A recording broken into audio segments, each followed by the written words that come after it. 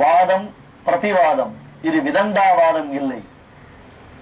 அவரவர்கள் அறிவின் முதிர்ச்சியினாலே அபரிமிதமான அந்த ஞானத்தை காண்பிப்பதற்காக தங்களுக்கு தெரிந்த விஷயங்களை எல்லாம் சொல்லும் பொழுது மற்றவர்கள் அதனை மறுத்து பேசும் பொழுது ஒருத்தருக்கொருத்தர் விசேஷமாக அந்த அற்புதமான செஞ்சொல் மாலைகளினாலே மற்றவர்களை ஜெயிப்பது என்பது அந்த காலத்தில் பண்டித பரிஷத் பண்டிதர்களுக்குள்ளே நடக்கக்கூடிய உற்சாகமான ஒரு வாக்கியார்த்தம். அதில் ஒரு சபதம் செய்து வைத்துக் கொள்ள வேண்டும். யஜ்ஞமூர்த்தி என்னும் அந்த சுவாமி அத்வைத சம்பிரதாயத்தை சேர்ந்த ஒரு பெரிய மகான். அவர் பிரதிஜை செய்தார், ஆம், நான் வாதம் செய்து தோற்றுவிட்டேனே, ஆனால் நான் உம்முடைய சம்பிரதாயத்தில் புகுந்து விடுகிறேன். நான் இனி என் சம்பிரதாயத்தை விடுத்து உன் சம்பிரதாயத்திற்கு வந்து விடுகிறேன் என்றார். சரி, ராமானுஜர் என்ன பிரதிஜை செய்ய வேண்டும்? ராமானுஜர் சொன்னார், நான் இனி புத்தகங்கள் எழுதுவதும் இல்லை, புத்தகங்களை பார்ப்பதும் இல்லை, கிரந்த சந்நியாசம். இக்காலத்தில் நாம் எல்லோருமே கிரந்த சந்நியாசம் செய்தவர்கள் தான். ஏனென்றால் நம்மால் புத்தகங்களை படிக்க முடிவதே இல்லை. இக்காலத்தில் வர வர படிக்கும் வழக்கம் என்பது முழுவதுமாக குறைந்து விட்டது. கையில் வைத்திருக்கக்கூடிய ஒரு கல்யாண பத்திரிகையை கூட படிக்கும் பொறுமை எவருக்கும் இல்லை. அதுதான் உண்மை. நம்மை பொறுத்தவரையிலும் நாம் என்றோ கிரந்த சந்நியாசம் செய்து விட்டோம். ஆனால் வாதங்கள் பிரதிவாதங்கள் செய்வதாக இல்லை. ஒரு புத்தகத்தை ஒருவரிடத்தில் கொடுத்து சுவாமி படித்தீர்களா என்று கேட்டோம் எனால் அதற்கு அவர் சொல்லக்கூடிய பதில் அவகாசம் இல்லை, நேரம் இல்லை, இப்படித்தான் சொல்லிக் கொண்டே இருப்போம். ஆனால் நமக்கு தேவையில்லாத பலவற்றையும் நாம் படிப்பதற்கு தயாராக இருக்கிறோம், பார்ப்பதற்கு தயாராக இருக்கிறோம். ராமானுஜர் சொன்னார், நான் கிரந்த சந்நியாசம் செய்து கொள்கிறேன். சரி, வாதம் ஆரம்பமாகிறது. அவரோ அத்வைத சம்பிரதாயத்தை கொண்டு வாதம் செய்கிறார். ராமானுஜரோ அந்த அத்வைத சம்பிரதாயத்தை மறுத்து வாதம் செய்ய வேண்டும். அத்வைத மதத்தின் கோட்பாடுகள் என்ன? பரபிரம்மம் மட்டும்தான் உண்மையானது, ஏனைய அனைத்தும் பொய்யானது. எவ்விடம் கீழே இருக்கக்கூடிய ஒரு கயறு வெளிச்சமின்மையாலே நமக்கு பாம்பாக தோற்றுகிறதோ, உண்மையில் அந்த இடத்தில் பாம்பு இல்லை, ஒரு கயறுதான் விழுந்திருக்கிறது. அது போன்றுத்தான் கிளிஞ்சலை பார்த்தவுடன் நாம் வெள்ளி என்று நினைக்கிறோம்.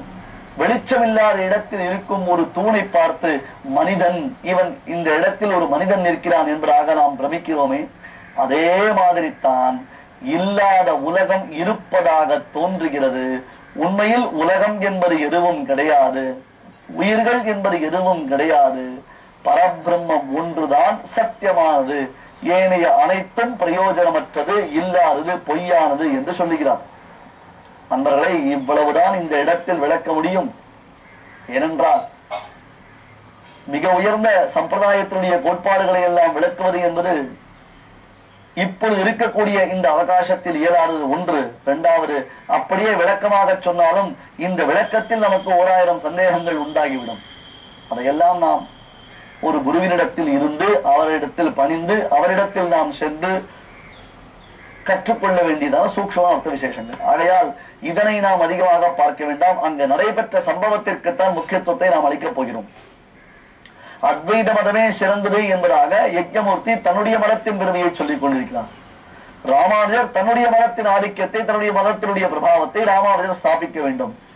இவற்றில் ஒருவர் தோற்றால் அவர் இவருடைய சம்பிரதாயத்தில் சேர்ந்து விடுவார், அல்லது இவர் தோற்றாரே ஆனால் இவர் கிரந்த சந்நியாசம் என்பதாக செய்து கொண்டு விடுவார். இப்படியாக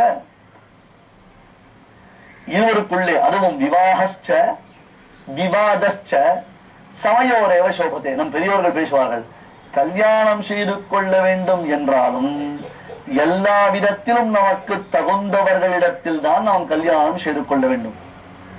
குணத்திலும், சீலத்திலும், குலத்திலும், பண்பிலும், எல்லாவற்றிலும் இந்த பெண்ணோ அல்லது பிள்ளையோ இவர்களுடைய குடும்பமோ நமக்கு ஏற்றதா என்பதாக பார்த்துத்தானே நாம் திருமணம் செய்து கொள்கிறோம். விவாஹஸ்ச, அதே போன்று விவாதஸ்ச, நம்மை காட்டிலும் அறிவு குறைந்தவரிடத்தில் விவாதம் செய்யலாமா, அல்லது நம்மை காட்டிலும் மகாமேதாவியாக திகழ்பவரிடத்தில் நம்மால் விவாதம் செய்ய முடியுமா? இவை இரண்டும் ஏகீபாவத்தில் இருக்க வேண்டும். யஜ்ஞமூர்த்தியோ சிறந்த பண்டிதர், ராமானுஜரோ சிறந்த மகாத்மா. இவர்கள் இருவர் இடையில் நடைபெறக்கூடிய விவாதம் ஒன்றோ சிறப்பு வாய்ந்தது. எவ்விதம் ராமராவணனுடைய யுத்தத்திற்கு சமமாக வேறு எதையும் சொல்ல முடியாமல் ராமராவண யுத்தத்தை போன்றது. சமுத்திரத்தினுடைய கம்பீரம் சமுத்திரத்தை போன்றது. ஆகாயத்தினுடைய பரப்பை போன்றது என்பதாக நாம் வேறு ஒன்றையும் உதாரணமாக்கி சொல்ல முடியாமல் எப்படி அதையே உதாரணமாக்கி சொல்கிறோமோ அது போன்றுதான் யஜ்ஞமூர்த்திக்கும் சுவாமி ராமானுஜருக்கும் நடைபெறக்கூடிய இந்த விவாதத்திற்கு நம்மால் வேறு உதாரணத்தை காண்பிக்க முடியாது. பெரிய வாரம், எத்தனை நாட்கள்? ஒரு நாள் இல்லை, 2 நாள் இல்லை, 3 நாள் இல்லை, 4 நாட்கள் இல்லை, ஏறத்தாழ 17 நாட்கள் இந்த விவாதம் நடைபெற்று வருகிறது. 17 நாட்கள் சுவாமி சளைக்காமல் விவாதம் செய்கிறார்கள். அதுவும் யஜ்ஞமூர்த்தி மிகச்சிறந்த பண்டிதர் என்பதில் எந்த அளவும் சந்தேகம் இல்லையே. அவரா அனாயாசமாக தன்னுடைய வாதங்களை முன்னே வைக்கிறார். ராமானுஜர் அதற்கு எதிரம்பு தொடுக்கும்படியாக தன்னுடைய வாதங்களை முன்னே வைத்துக் கொண்டிருக்கிறார். 16 நாட்கள், 17வது நாள் ஏற்பட்டு விட்டது.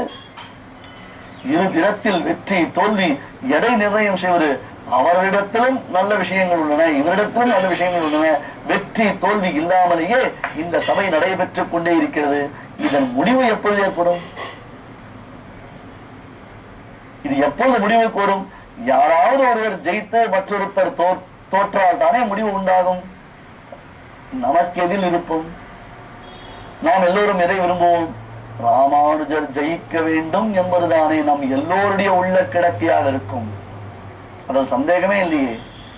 சுவாமி ராமானுஜர் ஜெயிக்க வேண்டும், சுவாமி ராமானுஜர் ஜெயிக்க வேண்டும் என்பதாகத்தானே நாம் எல்லோரும் விரும்புகிறோம். ராமானுஜர் 17வது நாள் வாதம் முடிவுற்றது. மிக மிக தளர்ந்து போனார், சோர்ந்து போனார். என்ன இது முடிவில்லாமல் நீண்டு கொண்டே இருக்கிறது? நம்முடைய சம்பிரதாயம் இது வளராமல் போய்விடுமோ என்னும் எண்ணம் சுவாமி ராமானுஜருக்கு ஏற்பட்டது. நேராக அன்றைய தினம் வாதம் முடிந்தவுடன் நேராக தன்னுடைய மடத்திற்கு சென்றார். அங்கே அவருடைய ஆராதனை பெருமாள் பேரருளாளன், ஆம், காஞ்சியில் இருந்து திருவரங்கத்திற்கு ராமானுஜர் கிளம்புவதற்கு முன்பாக கூரத்தாழ்வானம் முதலியாண்டாரம் சுவாமியினுடைய மடத்திற்கு சென்று அங்கிருந்த வரதனுடைய திவ்யமங்கல விக்கிரகம், அர்ச்சா விக்கிரகம், ராமானுஜர் தினந்தோறும் ஆராதனை செய்த அந்த அர்ச்சா விக்கிரகம் இன்றும் திருவரங்க கஷேத்திரத்தில் தானான திருமேனியாய் அமைந்திருக்கக்கூடிய பகவத் ராமானுஜருடைய சன்னதியில் சென்று சேவித்தோமேனால் ராமானுஜர் ஆராதனை செய்த அந்த பேரருளாளன் எனப்படக்கூடிய காஞ்சி வரதராஜ பெருமாளுடைய உற்சவ விக்கிரகத்தை நாம் சேவிக்கலாம். அற்புதமான மூர்த்தி, சின்ன மூர்த்தி. வரதன் என்றாலே அழகுதானே. அந்த வரதராஜ பெருமாளை சேவித்து ராமானுஜர் சொல்லுகிறார், வரதா, வரம் தரும் மாமணி மன்னா, நம் சம்பிரதாயத்தை காப்பாற்றுவதற்காகத்தானே இவ்வளவு காரியங்களை நான் செய்து கொண்டு வருகிறேன். 17 நாட்கள் இரு தினத்திலும் ஓயாமல் வாதங்கள் நடைபெற்று விட்டன. இப்பொழுது யார் பக்கத்தில் வெற்றி உண்டாகும் என்பது தெரியாமலேயே இருக்கிறது. எவ்வளவு காலங்கள் தான் இது இழுத்துக் கொண்டே செல்லும் என்பதும் தெரியவில்லையே. வரதா, இதற்கு ஒரு முடிவு வேண்டாமா? இந்த வாரத்திற்கு ஒரு முடிவு வேண்டாமா? இந்த வாரத்திற்கு ஒரு தீர்மானம் ஏற்பட வேண்டாமா? நீ அனுகிரகம் செய்யப்பா. எதற்காக இந்த ஒரு விளையாட்டு விளையாடுகிறாய்? அகமேவ பரம் தத்துவம் என்று 6 வார்த்தை அருளிச்சீர் அருளாளா. இந்த விவாதத்திற்கு ஒரு தீர்ப்பை நீதானே அருள வேண்டும். நம் சம்பிரதாயத்தை ரட்சிக்கக்கூடிய பெரும் பொறுப்பை உன்னிடத்தில் தானே அளவந்தார் சமர்ப்பித்திருக்கிறார். ஆகையால் வரதா வரதா என்று அந்த பெருமானை சேவித்து அவரை பிரார்த்தித்துக் கொண்டே பெருமானுடைய தீர்த்தம் தவிர்த்து வேறு எந்த ஆகாரத்தையும் ஏற்றுக்கொள்ளாமல் உபவாசம் இருந்து அன்றிரவு ராமானுஜர் துயின்றார். இரவு இதே எண்ணத்துடன் வரதனை பிரார்த்தித்துக் கொண்டு ராமானுஜர் துயின்ற பொழுது வரதன் ராமானுஜருடைய சொப்பனத்தில் கனவில் சேவை சாதித்தான். ராமானுஜருடைய கனவில் சேவை சாதித்தான். ராமானுஷா, ஏன் இந்த சோர்வு, ஏன் இந்த தயக்கம்? என்ன உன் ஆச்சாரியருடைய கிரந்தங்களை மறந்தாயா? ஆளவந்தார் அருளி செய்திருக்கக்கூடிய அகண்ட மாயாவாத கண்டனம் என்னும் ஒரு உயர்ந்த நூலில் அபூர்வமான விஷயங்கள் அமைந்திருப்பதை நீ மறந்தாயா? அகண்ட மாயாவாத கண்டனம் என்னும் ஆளவந்தாருடைய நூலை கொண்டு நீ நாளைய தினத்தில் வாதம் செய்தாயானால் 18வது நாள் உனக்கு வெற்றி உண்டாகும் என்று அருளி செய்ய,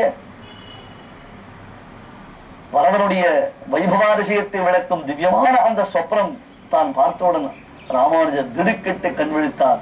உடம்பெல்லாம் ரோமாஞ்சம், மயிர்கூச்சுதல். ஆஹா, பாக்கியம், இது பாக்கியம், இது தன்யன், என் வரதனன்றோ என்னை வாழ்விப்பவன் என்பதாக அந்த வரதனை சேவித்து விட்டு மறுநாள் காலையில் சகாலத்தில் எழுந்திருந்து நீராடி அனுஷ்டானங்களை எல்லாம் முடித்துக் கொண்டு வெகு வேகமாக முன்னை காட்டிலும் மிகுந்த தேஜஸுடன், திவ்யமான தேஜஸுடன், கம்பீரமாக, சோர்வு துளியமற்றவராக சுவாமி அந்த வாதரங்கத்திற்கு எழுந்தொழினார். அவரை தூரத்தில் இருந்தே பார்த்த யக்ஞேசன், ஆஹா, இதுவரையிலும் இவரிடத்தில் தெரியாத ஒரு பொலிவு, ஒரு தெளிவு உண்டாகிறதே. ஏதோ மிகச்சிறந்த விஷயங்களை கை கொண்டு தான் இந்த சுவாமி இங்கே எழுந்தொழிகிறார் என்பது தெரிகிறது. இவரிடத்தில் வாதம் செய்தோமேனால் நிச்சயமாக இன்றைய தினத்தில் நாம் தோற்று விடுவோம் என்பதாக நினைத்து உடனே சுவாமி, அடியேன் ராமானுஜதாசன், அடியேனை தடுத்தாக் கொள்ள வேண்டும் என்று திருவடியில் விழுந்தார். என்னப்பா, எழுந்திரு எழுந்திரு. இல்லை சுவாமி, எனக்கு விஷயம் புரிந்துவிட்டது. தேவரீர் இப்பொழுது தெய்வானுகூலத்துடன் எழுந்தொழுகிறேன். ஆகையால் இன்றைய தினத்தில் உம்மிடத்தில் வாதம் செய்தால் நான் நிச்சயம் தோற்று விடுவேன். அடியேன் சொன்னதைப் போல தங்களிடத்தில் அடியேன் ராமானுஜதாசனாக சேர்ந்து விட்டேன், என்னை தடுத்தாக் கொள்ள வேண்டும் என்று பிரார்த்தித்தார். இதுவரையிலும் சிகை, யஜ்ஞோபவீதம் முதலானவற்றை விடுத்து ஏகதண்டியாய் இருந்த அந்த யக்ஞேசனுக்கு செய்ய வேண்டியதான சம்ஸ்காரங்களை எல்லாம் செய்து, பரிகாரங்களை எல்லாம் செய்துவிட்டு வரதனுடைய அனுகிரக விசேஷத்தினாலே தனக்கு இவர் கிடைத்தார். வரதனன்றோ கனவில் அகண்ட மாயாவாத கண்டனத்தை சொன்னதினாலே இவர் தனக்கு கிடைத்திருக்கிறார் என்னும் சந்தோஷத்தினாலே அந்த வரதனிடத்தில் தனக்கு இருக்கக்கூடிய பிரியம் தோற்றும்படியாக அருளாள பெருமாள் எம்பெருமானார் என்னும் தாஸ்யநாமத்தை இவருக்கு அளித்து சுவாமி ராமானுஜர் அருளாள பெருமாள் எம்பெருமானாருக்கு துறவரம் அளித்தார். அந்த அருளாள பெருமாள் எம்பெருமானார் ஞானசாரம், பிரமேயசாரம் முதலான உத்தம கிரந்தங்களை செய்து எழுந்தொழியிருந்தார். இவருடைய வைபவங்களையும் நாம் தொடர்ந்து பார்க்கலாம்.